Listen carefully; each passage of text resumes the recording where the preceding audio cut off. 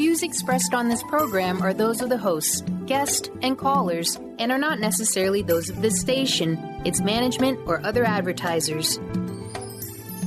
You're listening to Transformation Talk Radio.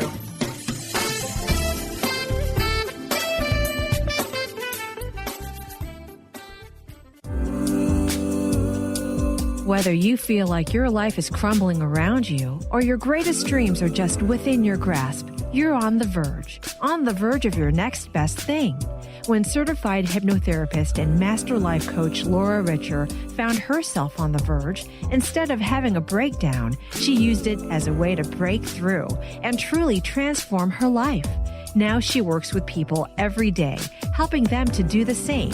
Tune in to Laura's hit new show, On the Verge Radio, to learn how you can use your breakdown for a breakthrough.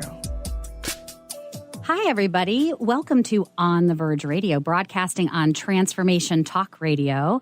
I am your co-host, Andy Lucas, and I'm with host Laura Richer. Hi, Laura. Hey, Andy. Hi, everybody. Hi. So Laura is a certified hypnotherapist, master life coach, and the owner of Seattle Healing, Hypnotherapy, Reiki, and Life Coaching.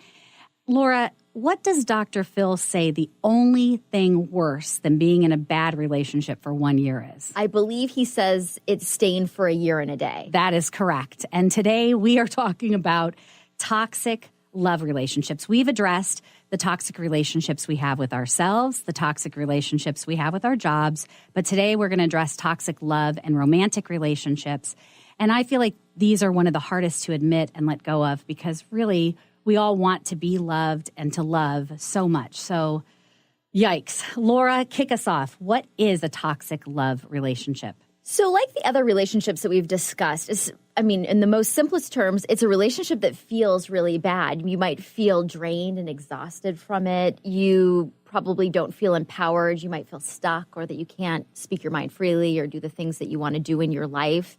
And it can be really obvious things, physical abuse, verbal abuse, but it also can be really subtle things as well, where you just might have a sense that you feel unwanted or unsafe.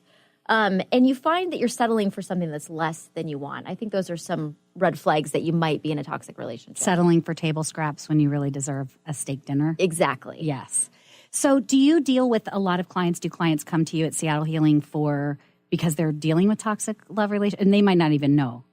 No, I think a lot of people come, I would say most of my clients are dealing with some type of relationship issue, whether they're actually in a relationship that is unhealthy or they find themselves in a pattern of repeating the same relationship over and over again. What I see with those clients across the board that they all have in common is that they're settling for something that is less than what they actually want. So maybe they're settling for a partner who doesn't want to be monogamous when monogamy is really important to them, or they want to get married and have kids and they're with someone who does not. Or even just settling for someone that doesn't treat them in the way they'd like to be treated with respect. So I think that's where we really are empowered and don't see it sometimes when we're in a toxic relationship, is that you can choose how you're treated in the relationship. Well, Dr. Phil also says that we teach people how to treat us. Yes, Dr. Phil has a lot of good wisdom on this topic. I agree. He does. And I feel like some of those things like being treated with respect and wanting monogamous relationships and those things that are important to you, not you, the collective you, but those things that are important to you are kind of non-negotiable, but in a toxic relationship, we might let them slide. Yes, and that's when you see a relationship become toxic, is when you're not sticking to your non-negotiables. So there could be little things that you can let go of. Maybe the person you're with doesn't always put the dishes away, and that's not a non-negotiable. But if you want to get married and have kids and you're dating someone who doesn't, that is eventually going to become a toxic relationship. Do you have clients, though, obviously, that you're helping get out of this cycle, that are breaking free from this? Yes, I've worked with several clients who've successfully broken out of this cycle. And, when we make these decisions to let some of the non-negotiable slides, it usually comes from, or always comes from, a place of fear. Fear that maybe I have to accept this because I'm not going to be able to find what it really is I'm looking for. Maybe I have clients believe that their expectations are too high, or that all the good people are already taken, or that they don't deserve what it is that they're looking for. And that's what lands us in a pattern of accepting behavior or characteristics that are not desirable to us. Yeah. But you can definitely break free of that.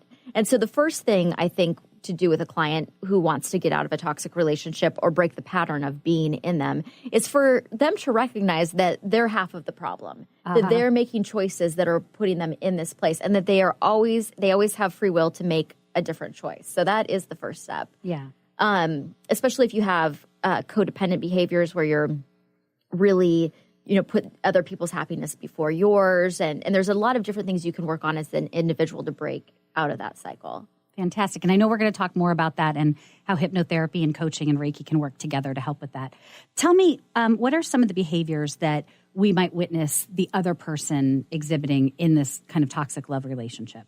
So some of them are very obvious. Like I said, physical and verbal abuse are an obvious sign that your relationship is toxic. The person communicating that they don't want to be with you, that comes up more than you might be surprised to find out, where the other person is saying, hey, I don't want to be in a relationship, yet you're still settling for what they're offering, although it may be less than what you want, or pushing for it. Other things are, how do you fight with your partner? Is it really explosive? Are there screaming matches? Do you feel personally attacked? Is there never any resolution? Are you fighting to be right in your relationship? That can be very toxic. That's a big one. Some other things I think are really less obvious. A lot of criticism, belittling, blaming. Sometimes those things can seem like normal patterns of behavior, but can be really damaging to your self-esteem. Yeah. And I think another one is a relationship that is damaging to your friendships and your relationships with family, or that you find that the people in your life really don't like this person, or that person wants to keep you away from your other significant relationships. That's also a red flag. Yeah. I think, too, there's this idea of in that breakup makeup cycle that some of these relationships tend to get into. There's kind of where during the breakup, they shut you out, they block you on social media, they block you on their phone, and then there's like this getting back together, and they say terrible things to you, but then you're supposed to come back and forget it all, and so are your family and friends, and just awful. Well, and Maya Angelou's famous statement that Oprah has said many times is, when somebody shows you who they are, believe them. If somebody can say terrible things to you and block you on social media, they probably are showing you who they are, and you can trust that is enough information to decide that you don't want to be in a relationship with that person. But like you said earlier, it can be really hard because romantic relationships and love relationships are so important to us. And many of us crave finding that significant other, that soulmate. And so sometimes we want to let some of those things slide, hoping that the person that we're with is going to be who we want. But it's important to be aware of what's actually happening. Exactly. What are some of the behaviors and feelings that we might be feeling as the person, the other part of it? What are some of the things that we might be feeling because I think sometimes people can't identify that it's toxic because they've let so many little things slide that over time it has become this terrible relationship. I mean, no one goes out seeking this, so it kind of becomes that. So what are some of the things that we would be feeling I think if you notice that you feel very insecure and that interacting with your partner actually causes you to feel insecure, not supported or lifted up is a sign, or overly criticized. If you become very paranoid, not sure what's going to happen, or if the person you're with is about to pull the rug out from under you in some sort of way, whether that's always fun. Financially, or you're going to find them with somebody else, or something shocking is going to happen. Yeah. And I think just in general, you might notice that you're feeling stuck, that you can't say what you really think, that you're walking on eggshells, that you're not going in a direction that is fulfilling to you in your own life. I think another one, too, is where you're seeking professional help or therapy to help you cope with the relationship. And that's one of the things that I know you have said this before, that you won't do is make someone help them to accept the relationship. You want to help them get beyond it, to find out why they're stuck in it and get beyond it. I want to support them in whatever best serves their interest. And sometimes there are people that come that are in a relationship and they can make changes to themselves so that the relationship can become healthier. And that is a possibility. So just because you come to me doesn't mean you automatically have to leave your relationship. But what I cannot do for you is help you accept any type of abuse, or help you accept being overly criticized or being put down. That's right. You shouldn't want that for yourself. And if you find yourself in that situation, it might be more positive to leave than to keep, it's going to do long-lasting damage to stay in that place. Yeah. And you've also said that not all conflict in a relationship is bad. So we're not saying that everything is bad. There is healthy conflict. Yes, and you will have conflict in your relationships, but I think a sign of healthy conflict is two people who can work towards resolution, that the intention of being in conflict is not to be right and to shame or blame or put down the other person. I think also healthy conflict, sometimes you can just agree to disagree, but it comes from a place of having your partner's best interest in mind as well as yours. It's not shaming. It's not looking to crush the other person. It's to build the other person up. Yeah. And be or supportive. just, sometimes we have conflict and disagree, and that's okay. We can do that in a healthy way without it being destructive. Exactly. So this is, I'm loving this conversation. So before we take a quick break, remind everybody, how can they get in touch with you, Laura? So you can just give us a call at Seattle Healing Hypnosis. We offer a complimentary 30-minute consultation. And if you think you want to maybe work on some of your issues around toxic relationships, give us a call. Or you can also reach us at seattlehealinghypnosis.com. And we are all over social media, Facebook, Instagram, Google+, YouTube at Seattle Healing Hypnotherapy. And what's the phone number again, one more time? 206-765-8265. Great. We will be right back talking about toxic love relationships here on Transformation Talk Radio. Stay tuned.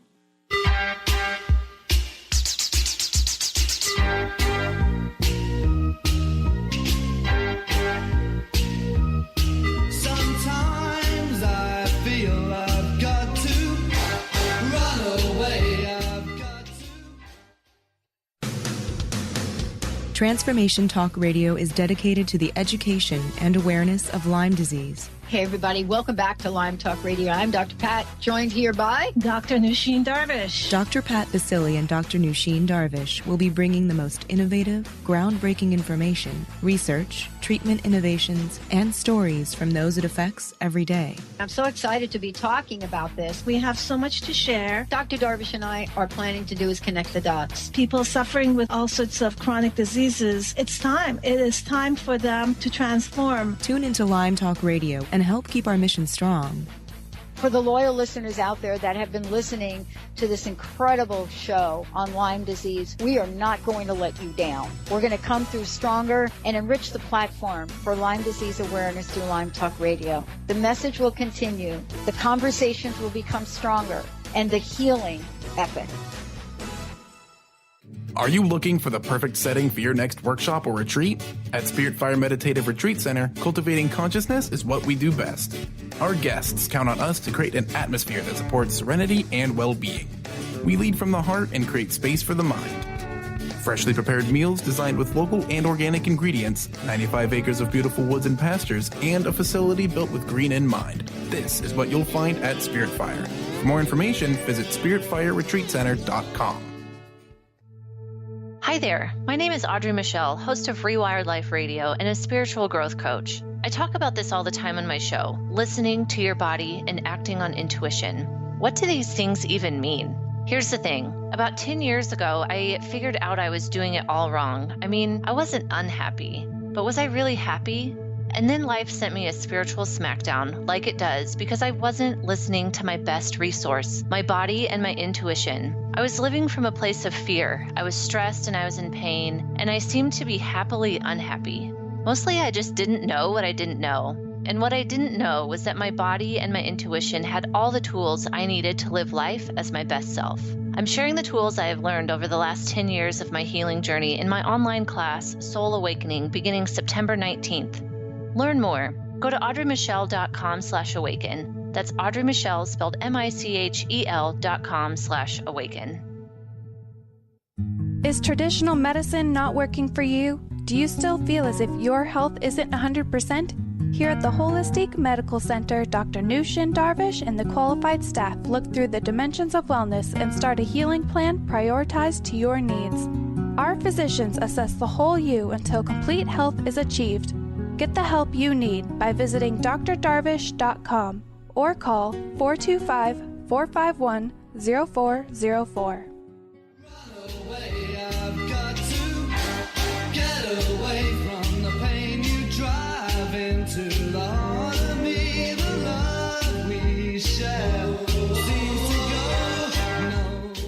Welcome back to On the Verge Radio here on Transformation Talk Radio, where we're talking about tainted love, identifying and letting go of those toxic love relationships.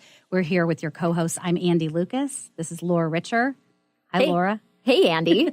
And so we're talking about toxic love relationships and why on earth we stay in them. So before we find out why we stay, Laura, why are we even attracting these? I mean, like I said before, no one is seeking out a toxic relationship. How are we even finding ourselves getting to this point? That is so true, Andy. And there's a lot of different reasons why we might be attracting toxic relationships. I think the basis is always low self-esteem. I think that's really the source of it. But there could be some other things that we can be looking at to know that we might not be in the right place to attract a good relationship. So one thing, as we've already pointed out, is that we are choosing people who don't meet our expectations, and then we're looking to change them. That is never going to work. No. Yeah. I've found myself in that relationship. Have you found a fixer-upper before? I did. And it was also that I fell in love with his potential. And that's a bad one. And I totally missed out on who he really was. Mm-hmm. So I started dating somebody who I thought, oh my gosh, he's unstoppable. He can be a wine sommelier. He could be a masseuse. He could be a chef. He can do all this stuff. But I was the only one who really believed in that. He didn't believe it. And so I kept trying to get him to be who he could be, and it didn't work out, and I felt miserable, and then I also felt like I was nagging him. I hate that word, but I was like pushing him too hard to be who he wanted, and then he resented me for that. It was just toxic. Very toxic. Yeah. Yeah, so potential is very dangerous because, like you said, you saw all of the possibilities for this person, and he may not have wanted those things for his own life. That could be what you wanted. Maybe he had a different vision or no vision. He currently lives in a van, so you tell me. Is it down by the river? It's by the water. Oh, it's not a river. I think it's the ocean. It's terrifying. Nice. So that is a really good story to keep in mind if you feel that you're attracted to somebody's potential, any of you that are listening out there. The other thing is we can just take our own responsibility for this, and I've been in this place before, that you're a mess, that you should barely even be leaving your house, let alone out in the dating world. Yeah. And I think we see that a lot. I know in my experience with online dating that, a lot of people who are recently out of relationships hop right online, ready to get back in there. And that probably is not the best time to be attracting a healthy relationship. You have some work to do on yourself, getting your own, healing from your past relationship, deciding what you do want to have in a new relationship, getting really clear about it. And so, the day after your divorce may not be the best time to hop back online. For some people it is, but for most people. Well, I think when you go out there just out of a relationship, just out of a 15, 20-year marriage, you're kind of desperate because you're looking to fill this void that somebody filled for 15 and 20 years or however long the relationship lasted. Right. And so to be in a really healthy relationship that it doesn't have a lot of potential for becoming toxic, you want two healthy, whole human beings to come together, not somebody who has a wound and they want to use their relationship as a Band-Aid. So when you're in a wounded place or feeling your self-esteem is not or confidence is not as good as it could be, that's probably a good time to attract a toxic relationship. So you might want to be mindful of that. And just to touch on that, this idea of being healthy and attracting the right partner and feeling like you're in a good place, we're going to be talking about that on our next episode on October 17th at 11 a.m. And we have a very special guest. I am so excited. So while today we're talking about how to identify a toxic relationship, we're not going to leave you hanging with this. Next episode, we're going to give you some really great advice on how to find the relationship you want. And we have Dr. Pepper Schwartz coming in as our special guest. We are so excited. She has a 40-year career in talking about love and relationships and commitment, and she's most recently well known for being one of the experts on Married at First Sight. I am so excited to have her one of my here. favorite shows. Yes, yay. Okay, so back to why we are attracting these toxic relationships. Another thing that a pattern I see with people quite a bit with clients that I work with is that they have the desire to help, and the desire to help is great. And you know, if we want to be kind to other people and helpful, that is fantastic. But if you choose to do that, you should do that as volunteer work or in your career. Your romantic relationship is not the place for that. Rescuing other people, it kind of like loving somebody's potential. They may not want your help. They may, and that is not a dynamic that's going to create a healthy relationship. Or they take advantage of your help. Yes. And I would say in that same relationship, I was also trying to help this person because he was a bit younger than me. And so he had never really had the life that I thought, like this great childhood, and he didn't have this encouragement. So somehow I put myself in this mothering role to give that to him. And it just, everything was out of whack. And again, it was quite toxic. And how did you feel in that relationship? Well, I mean, I guess I started to feel somewhat used by it because I was never getting anything back. So all the support and positivity that I was giving to this person, I don't feel like I was getting that back. So I started to feel a little used, resentful, and frankly, starting to become poor because I was paying for everything. It could be toxic relationships can be damaging to your finances as well. Yeah, and there's Sonia Parker wrote this book called Letting Go of Mr. Wrong, and she says the wrong person isn't breaking their back to make you happy, so stop breaking your back to make them happy. Mm. And it's very true. I kept trying to make him happy, and he was not doing the same thing for me, so glad I got out of that. So, and that comes up a lot where one of the partners will really be working to make the other person happy. And what is underneath that for clients that I've worked with, and by the way, we can use hypnotherapy to really identify what it is. Because sometimes we're locked into these behaviors and we don't even know why we're doing them. And hypnotherapy is a great tool to identify that. But sometimes what's underneath that for people is, it's easier to focus on somebody else because they're scared to focus on their own goals and aspirations. Absolutely. So getting some clarity around why you're doing this behavior might help you shift and find your way out of it. I think there's also a really negative thing that I have seen friends do. I myself have done it, is where there's a sympathy that you feel for this person. Mm. Like I felt sorry for him because he didn't have this great childhood or this encouragement. And that is a terrible place to be, like feeling sorry for someone. And that's kind of why you stay. So, and that's not, and having compassion for someone is great. But again, if you're in a relationship because you feel sorry for the person, the dynamic is going to be pretty toxic. I know personally I don't want to be in a relationship with someone who feels sorry for me. So absolutely so not. It's not good for either person who is doing that. And I would ask that person who feels sorry to dig a little deeper and see what is really attaching them to that relationship. Yes. Sometimes it can kind of be a desire to control, or just fear of the unknown and making a change. So while compassion seems like an admirable trait, in a lot of ways, it can be really destructive in that dynamic. Yeah. Carolyn Mace, she's a 5-time best-selling author on the New York Times list. She says that sympathy is pity and pity is not love. I have to agree with Carolyn. I absolutely do. I absolutely do. So I've been in a toxic relationship. You've been in one. I've probably been in more than that. Mm-hmm. So why do you think we stayed? And I mean, why do others stay when this relationship is so draining and so unfulfilling? Why are we staying? So I think the core of that is always a lack of self-esteem and fear. So fear that there isn't going to be anyone else for you. Fear that you're too old to find a new relationship. Fear that all the good people are taken. Fear that I'm going to be alone. So I'll just settle for anything. Just settle for anything because you don't want to be alone. What is it going to look like to other people if I leave my relationship? Yeah. All of those things. And those all come from a place of fear. So I think that that's what keeps us connected to things that, really, in reality, are so draining and toxic, but it seems safer to stay in that situation than to go forward because you don't know what's going to happen next, the unknown. I think sometimes, too, we're really attracted to the package, not what's inside the package, but we're really attracted to this idea of who this person is and what we are together and not really what's going on the outside. Yes. And so maybe on the inside. In the inside. So maybe you're really attracted to the person's looks or their status or their stuff or what you think the presentation you have together as a couple, what that looks like to other people. Yeah. And those things can all be attractive, but at the same time, they're going to be very unfulfilling. If on the if you want someone who's really kind and he looks great in a suit, but he's really not a very nice person, his suit isn't going to make up for the fact that he's not nice. No. Yeah. And what's interesting is Reader's Digest published this article that author Christiana Northrup wrote, and she and several psychologists or sociologists interviewed almost 80,000 people in relationships or about relationships around the world. And they found that 57% of those in unhappy relationships still found their partner extremely attractive.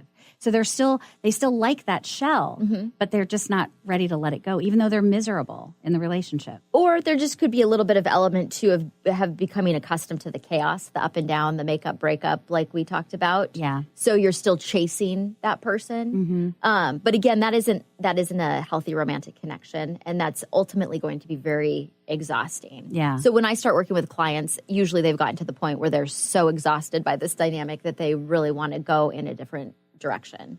Another reason we stay is, should we bring up the L word? Feeling lonely, fear of being lonely. Loneliness. So what is loneliness? I think that loneliness is a really interesting emotion because that's always what comes up for clients that I work with, that I don't want to be alone or I don't want to be lonely. But when we really drill into that and say, okay, well, what does it mean to you to be lonely? Do you not like the actual state of being alone? That might not be the case. They might have kids. They might have a full-time job. They might have a ton of friends. So they're actually really never alone that often. So what I find with loneliness, and it's different for everyone, but for some reason they feel like something is missing in their life and that the relationship will be a Band-Aid to fix that. And that is a false belief. It's never going to work like that. So I would question anyone who feels lonely. What does that mean to you to feel lonely? Because sometimes there's something underneath that. Oh, I think most of the time. Or all of the time. There's something underneath that. And, just going back to like this low self-esteem and how we're attracting them, where do you think this kind of comes from is it from our childhoods where we kind of feel that this is what we're accepting? Everyone has a different experience. There's a lot of psychology theory around the idea that if we have a dysfunctional relationship with our parents, that we look for romantic partners to kind of work out that relationship and heal it in some sort of way unconsciously. So we've all heard of daddy issues and mommy issues and that can play a part into attracting a dysfunctional partner. Or it could just be your life experience, your personality traits. Maybe you were the oldest kid and you took care of everyone, so you learned to neglect your own needs. Yeah. Maybe you were the youngest child and you were seeking approval from your older siblings, so you weren't authentic in your relationships. I mean, everyone has a different experience. And I don't know that the why is so important. It's good to identify sometimes the things that trigger us. Mm-hmm. And again, in hypnosis, we can really do some work to identify what those things are from your past. Yeah. But then once you have that information, move past it. You're not stuck with daddy issues your entire life. Right. You can make a choice to make other decisions. And so part of the work that I do with clients is identifying those things, but then creating a plan and a vision for a future that involves different behaviors and a different outcome. Fantastic. It's so positive, and I can't wait to talk about it more and learn really how you help people with those. So we're going to take another short break, but when we come back, we're going to find out what these toxic love relationships are costing us and how you really can help. So stay tuned for more On the Verge Radio here on Transformation Talk Radio.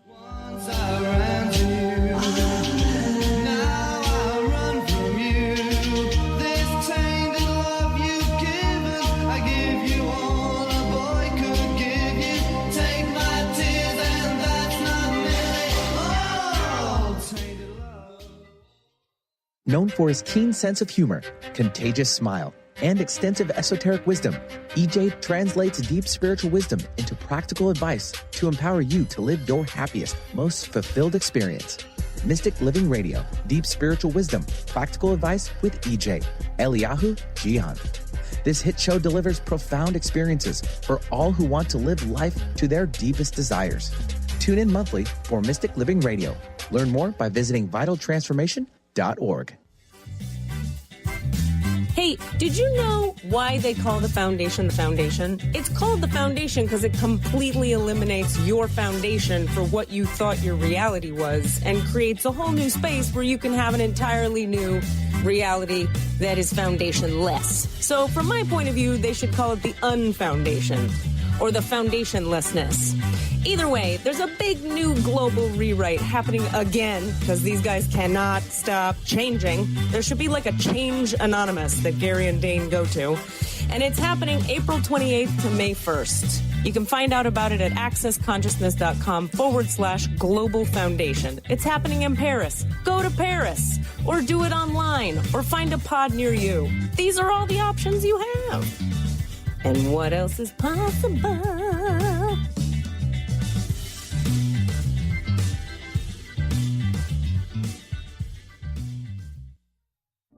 Are you feeling stagnant or blocked in your love life, career, health, or finances? Experiencing difficulty focusing or setting and achieving goals? Tune in to Spiritual Diagnostics Radio with psychic visionary healers Carol Dorian and Justice Welling. Discover the cause and effect of unwanted patterns in life. Tune in every Tuesday at 12 p.m. Pacific on Transformation Talk Radio. For more information, visit spiritualdeed.com. Are you ready to tap into the healer within? Hi, I'm Mary Jane Mack. Did you know the real doctor is the source that lives within you, that heals within you minute by minute every day? The healer within is the innate intelligence of the human body. When we cut our hand with a piece of glass, we don't have to command the body to close the wound and grow new skin. It knows how to heal itself. We do have to nourish the skin by disinfecting it and remove the glass, or it cannot heal. The innate healer relies upon us to assist in this healing process. Our role is to identify its needs, provide the substances required for the healing, and remove the obstacle. Contact us to achieve optimal health at 888-777-4232. That's 888-777-4232. And visit us at maryjanemack.com. Oh, tainted love. Tainted love.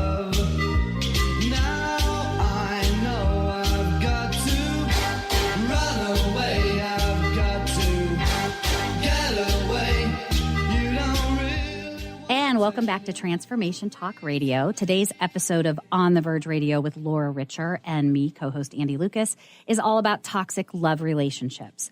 Laura, before we get back to it, can you remind everyone how they can get in touch with you at Seattle Healing? Yes. So you can call us for a complimentary 30-minute consultation, and you can reach us at 206-765-8265. You also can get a hold of us on our website at seattlehealinghypnosis.com. And we are all over social media, Facebook, Instagram, LinkedIn, YouTube at Seattle Healing Hypnotherapy. Fantastic.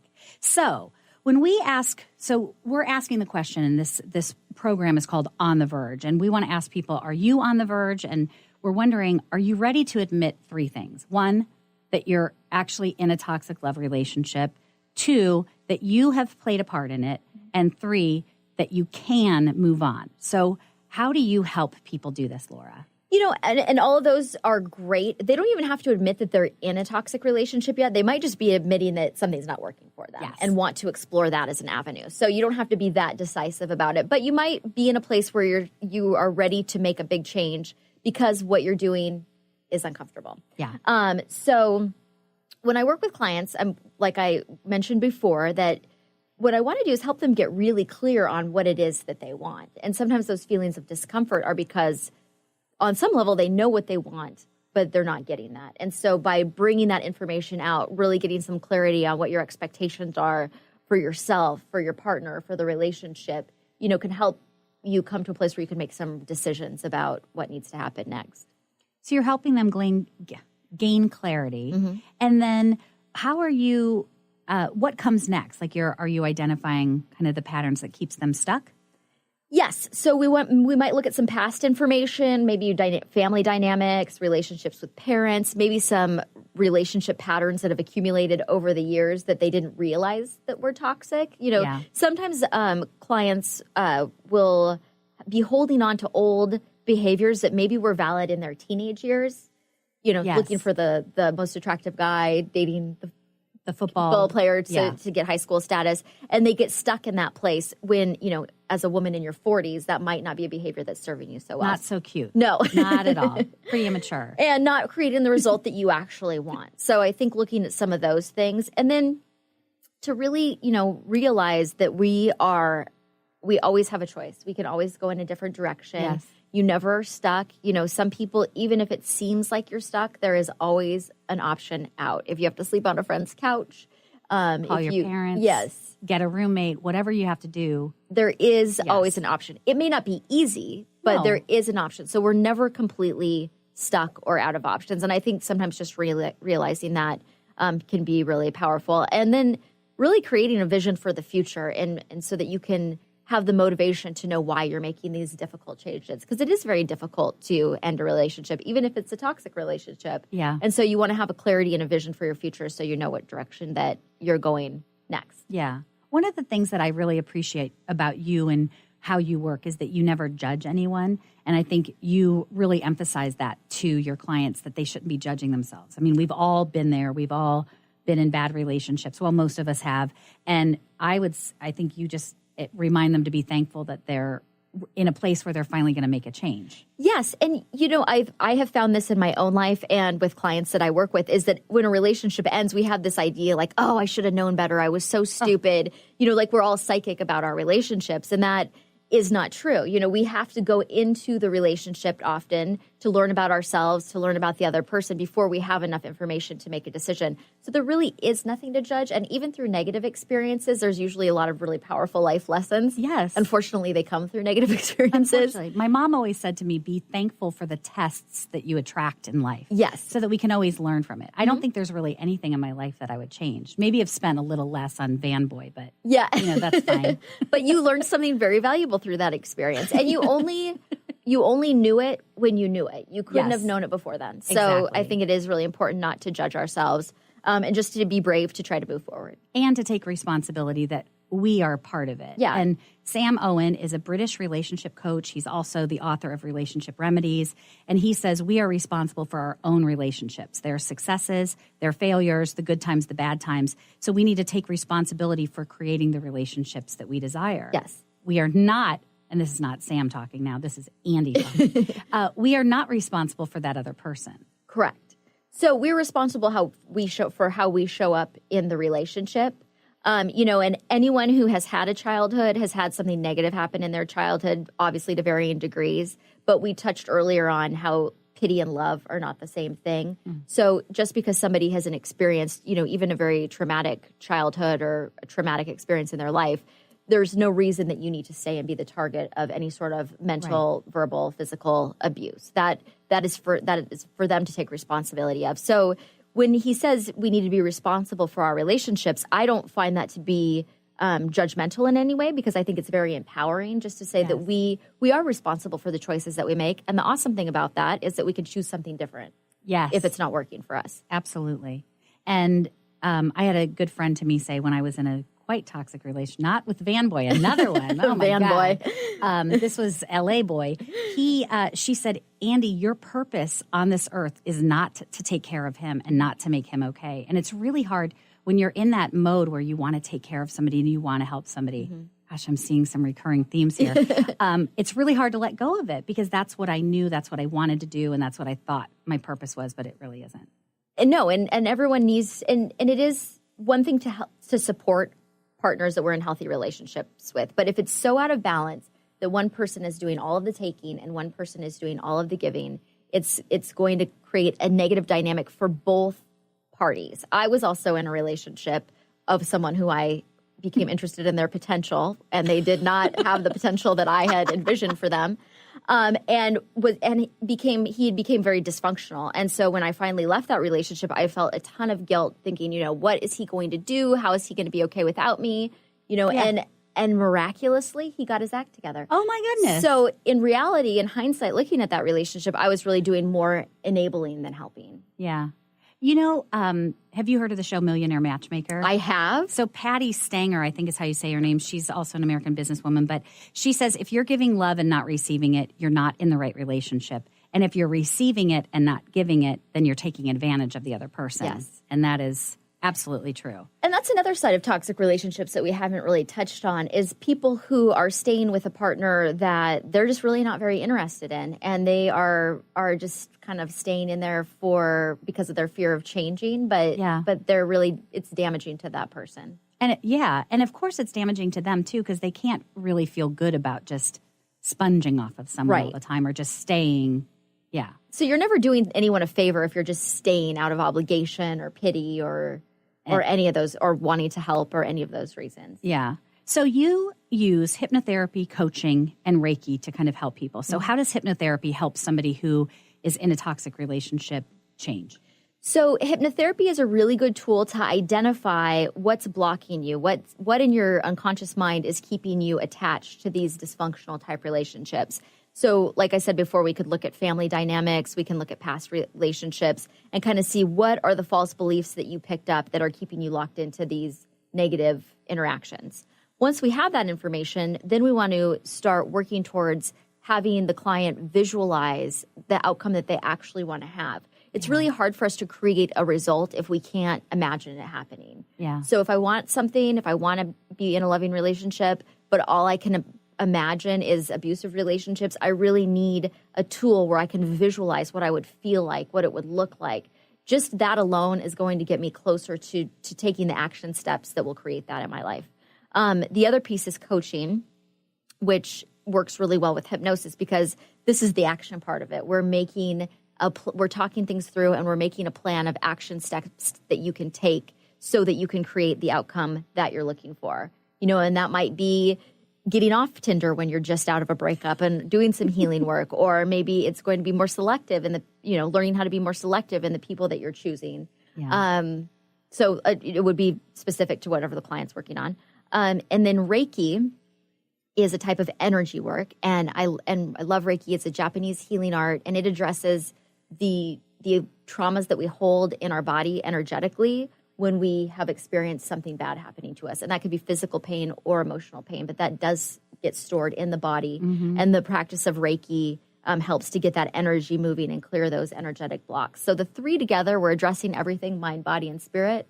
I love it. We see some pretty good results. It does work. So we know that staying in a toxic relationship is bad for us. So let's talk about some of the reasons. And I think the first one we've talked about is self-esteem. So what's the impact here in staying in these relationships?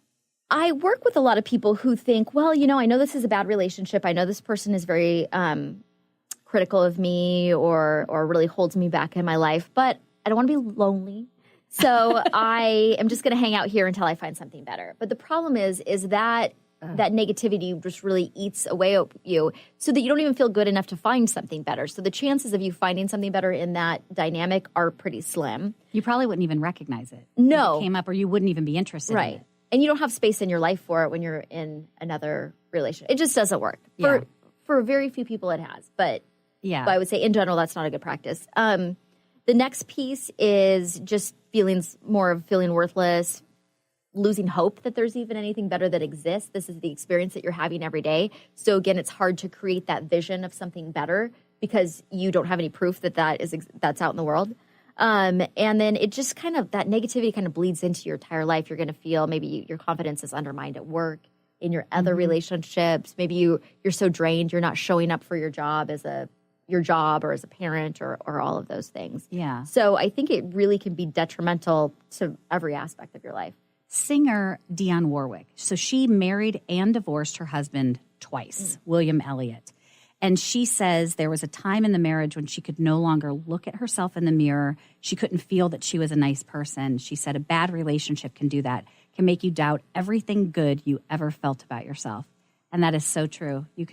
You start to believe all this negativity. You're just kind of pushed down so far that you can't see anything good anymore. I absolutely agree with that. And also when you're in a situation that you know is bad for you and that maybe the person that you're with is not acting in integrity or ways that you agree with, that to continue to stay in that when it so goes against, your core beliefs and your own integrity is going to leave you feeling like a bad person. And there's really not a way to compartmentalize that. Eventually it's going to be undeniable. Exactly. So you touched a little bit about this, that it takes, being in a toxic relationship can also take a toll on our careers. Mm-hmm. And I know that was true for me. So when I was living in LA and I was dating Crazy, as I called him, I spent a lot of time crying in the bathroom, a lot of time on the phone when he would call me to yell at me. He would want to get into fights right before I was going to leave for work. So he would pick a fight then. So I was late for work, and then I was upset at work. I had to go sit in my car a lot of times. It was just it.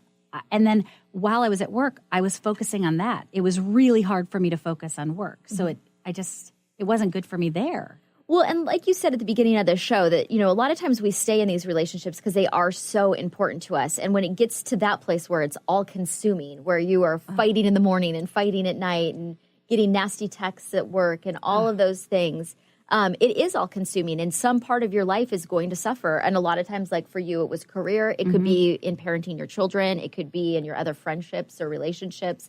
But it is going to take a lot of energy to deal with that kind of drama. Yeah.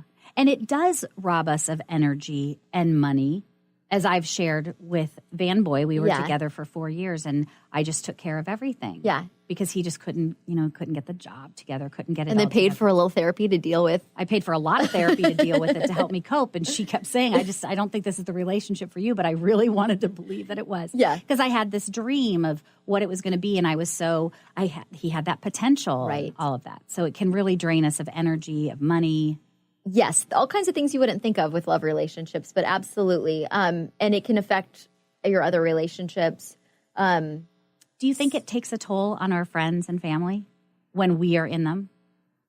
Yes, absolutely. I'm thinking about one of my friends who was in a very verbally abusive, toxic relationship, and all of us were kind of trying to help her and coach her out of it and help her see why she deserved better.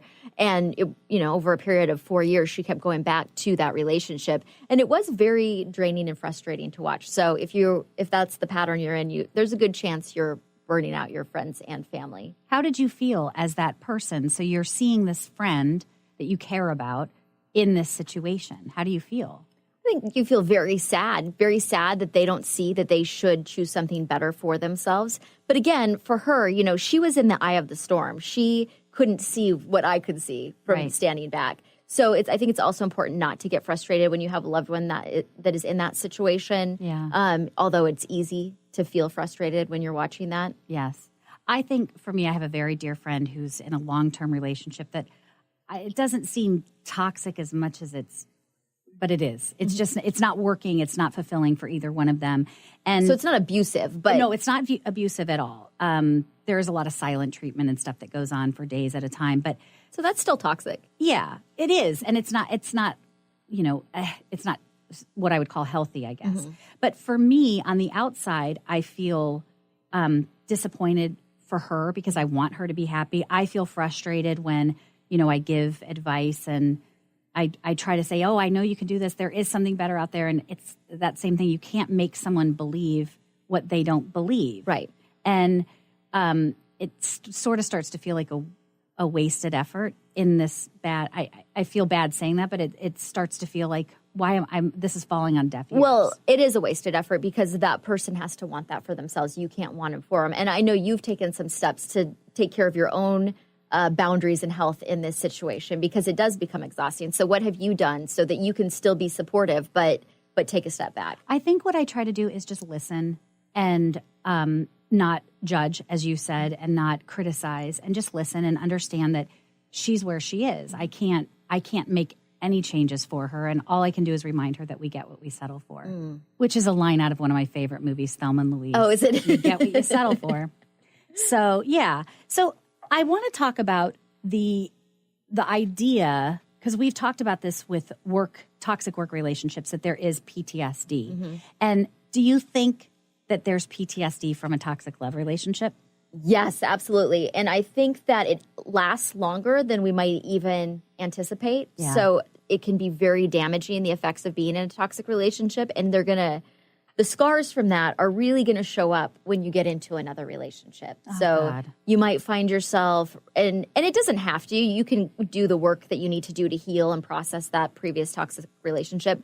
But if you don't, you may find yourself or even if you do, you might find yourself very triggered in new relationships because now it's harder for you to trust someone else. Yes. It's harder for you to believe that somebody else would really value you and want to be with you. Yeah. You might be very suspicious of the person you're with. And so what happens when you go into those behaviors, treating your new partner like they were the old one, it's kind of a self-fulfilling prophecy. So we see that a lot with people that have been cheated on, that they're constantly accusing their new partners of cheating. And oftentimes they do. It's kind of like hypnosis, the power of suggestion. Right. You say it enough, it's probably going to happen. Yeah. So I think that's one of the biggest things that you can see with like the PTSD effects of being in a toxic relationship.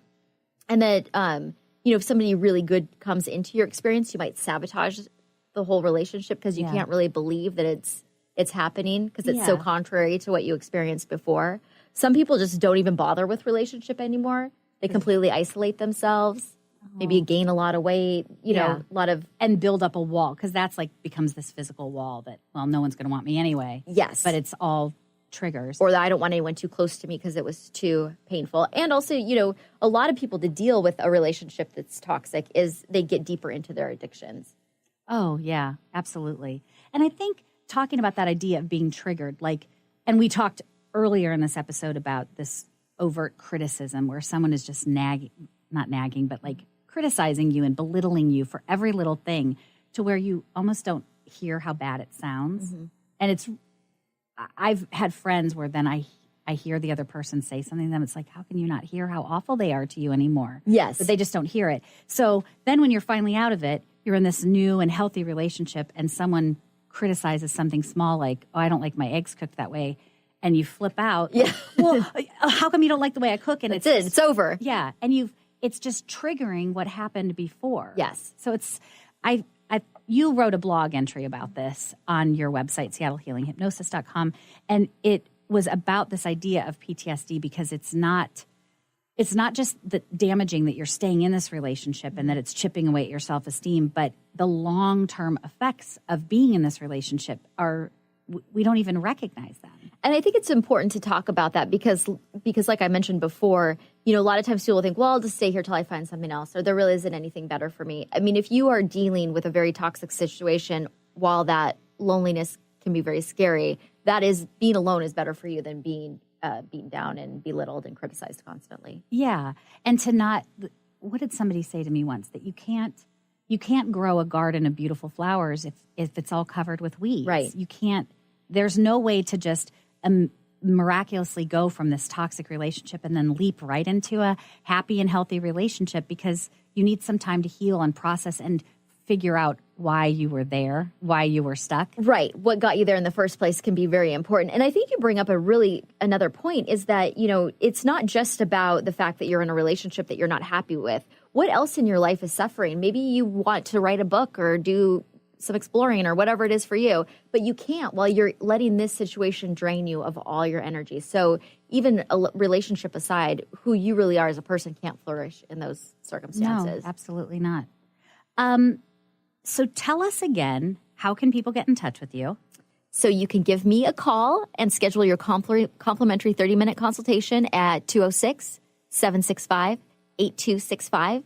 You can also find us at seattlehealinghypnosis.com, and we are all over social media at Seattle Healing Hypnotherapy.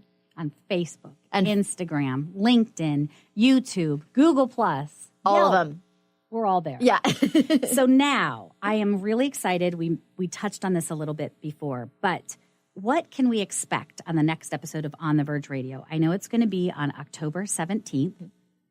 At 11 a.m., yes. And we have a very special guest. Dr. Pepper Schwartz is going to be either calling in or in the studio with us. We don't know yet.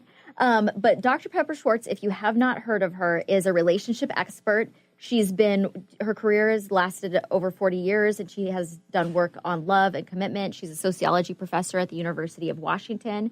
She is also the sociologist on the reality TV show Married at First Sight. Which if you have not seen that, you should check it out. Yep. And I am so excited because now that we've done all this talking about how to identify your toxic relationship, we don't want to leave you hanging. We've got some good news on the way. And Dr. Pepper is going to tell us how we create supportive, loving, lasting relationships. Yeah, because she understands how to show up as a good partner. I think she's going to give us some advice on that. Another thing I would like to bring up is a book that I love and highly recommend that helped me when I was finally kind of done processing these toxic relationships and thinking about getting into a new one, was a book by Diana Kirshner, PhD. I know I've recommended it to a lot of people, called Love in 90 Days. And she really kind of goes through these deadly dating patterns that we're in, like the I'll make you love me while you're turned on by a challenge and want to change the person, or crumbs where you're always on the other person's schedule and terms. So I'd recommend highly reading that. Yes. Before this episode.